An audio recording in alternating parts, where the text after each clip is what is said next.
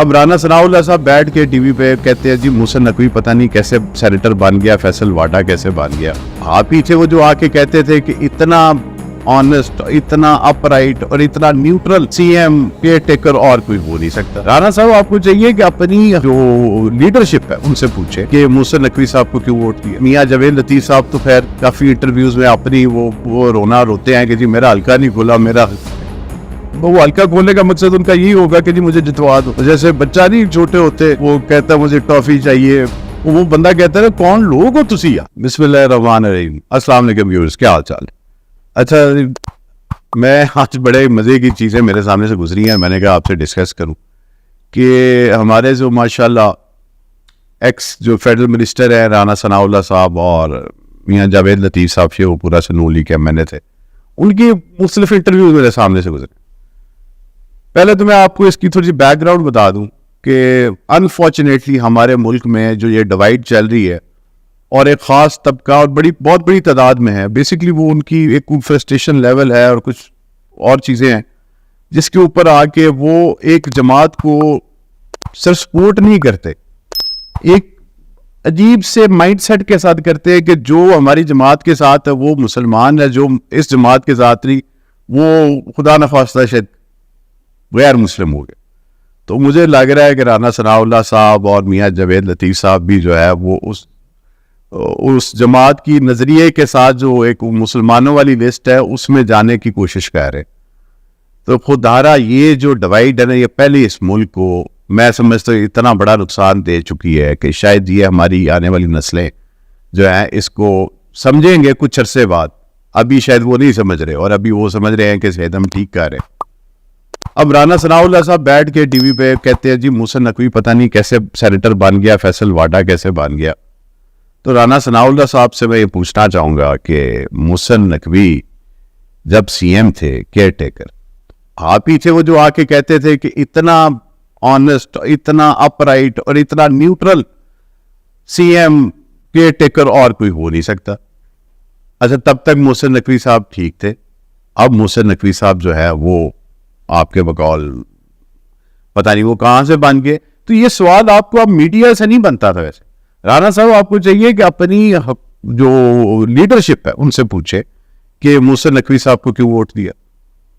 اسی طرح میاں جاوید لطیف صاحب تو خیر کافی انٹرویوز میں اپنی وہ رونا روتے ہیں کہ جی میرا حلقہ نہیں کھولا, میرا حلقہ نہیں. یار یہ حلقے کھولنے کا اگر یہی کرائٹیریا رہنا ہے تو یار پھر ہر بندہ آپ کی اچھی خاصی لیڈ سے آپ ہارے ہیں تو کیا مطلب ہر بندے کا حلقہ کھول دیا جائے کہ وہ کھول کے کہا جائے کہ جی اب وہ حلقہ کھولنے کا مقصد ان کا یہی ہوگا کہ جی مجھے جتوا دو. اور جیسے بچہ نہیں چھوٹے ہوتے وہ کہتا مجھے ٹافی چاہیے, اور بلکہ ہمارے دیہات میں کہتے ہیں مجھے چیجی چاہیے, چیجی چاہیے. میاں جاوید لطیف صاحب چیجی مانگ رہے ہیں وہ, لیکن چیجی ان کو مل نہیں رہی. اگر دیکھیں میں یہ خاص طور پہ ان لیڈرز کو کہوں گا کہ ابھی کچھ عرصے تک آپ اسی چیز کی, اسی ٹائپ کی پالیٹکس کو کریٹیسائز کرتے رہے. اب آ کر آپ خود اس سائڈ پہ جا رہے ہیں تو آپ اپنی ایک بات پر تو ہر بندہ کھڑا ہو جاتا ہے. جو بھی بات ہے ٹھیک ہے, آپ نے زندگی میں ڈیسیجن کو لینا ہے چلو ایک دفعہ ہی لے لو یار. وہ بندہ کہتا ہے کون لوگ ہو تسی یار. مطلب کبھی آپ قوم کو کہتے ہیں کہ جی یہ واقعہ 9 مئی کو ہو گیا, ہمارے ملک کی مطلب سالمیت پر خطرہ ہے. اب آہستہ آہستہ آپ خود بھی اسی سائڈ کی باتیں کرنے لگ پڑے. تو یار یہ قوم پہلے بڑی کنفیوز ہے اور بڑی ڈیوائڈ ہے. خدا رہا اس کو مزید ڈیوائڈ ہونے سے روکے. آپ کی ذاتی کوئی ایشوز ہیں تو اپنے لیڈر سے جا کے بات کریں اور ان کو ریزالو کریں. اب میں الیکشن ہارا ہوں ٹھیک ہے, میری بڑی ریزرویشنز ہیں, بڑی سچ ریزرویشنز ہیں. میں سمجھتا ہوں کہ ہر بندہ ہارا ہے سمجھتا ہے کہ کوئی ایشوز ہوئے ہوں. میرے پاس الگ کے ویڈیوز بھی ہیں میرے حلقے کے لوگوں نے جہاں پہ مخالف امیدوار ووٹ ڈال رہا ہے, ایون ووٹ ڈالنے کی ویڈیوز ہیں. میں نے ٹریبیونل میں چلا گیا ہوں, کیس کیا. میں تو نہیں ادھر بیٹھ کے رولا ڈال دیا کہ مجھے جان کے ہرایا گیا, مجھے یہ ہو گیا, مجھے وہ ہو گیا. ٹھیک ہے, یہ آپ کی ہمارا جو ایک ڈیموکریسی کا سسٹم ہے اور جس ٹائپ کے الیکشنز ہمارے ہاں ہر دفعہ ہوتے ہیں اس میں کوئی نہ کوئی لوپ ہولز رہتی ہے. اور اس میں جو فریق جو ہے جتنی زیادہ دھاندلی کر کے کرنے کی صلاحیت رکھتا ہو اس کو موقع مل جاتا ہے.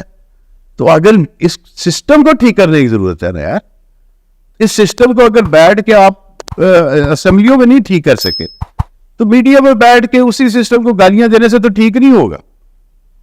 اور میں تو یہی کہوں گا کہ یہ محسن نقوی صاحب, اب میں آج کل دیکھ رہا ہوں کافی زیادہ ان کے خلاف میمز باندھ رہے ہیں, اور وہ کسی چیئرمین پی سی بی بھی ہیں, وزیر داخلہ بھی ہیں, اور سارا کچھ ہے.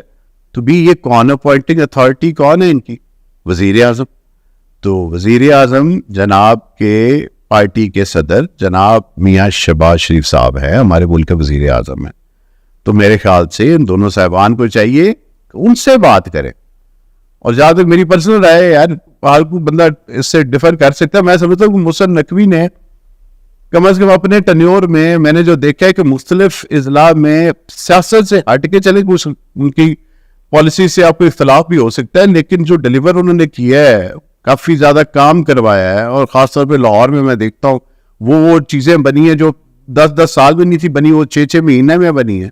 اور اس کے علاوہ بھی باقی کچھ چیزیں, پالیسیز ان کی بڑی بہتر تھی. ان کی مطلب ان کے فیلڈ میں ان کے ہوتے ہوئے بیوروکریسی کا ایک طریقہ جو ہے وہ زیادہ مجھے ایکٹیو لگ رہا تھا اور ایک کمفرٹیبل زون میں لگ رہا تھا.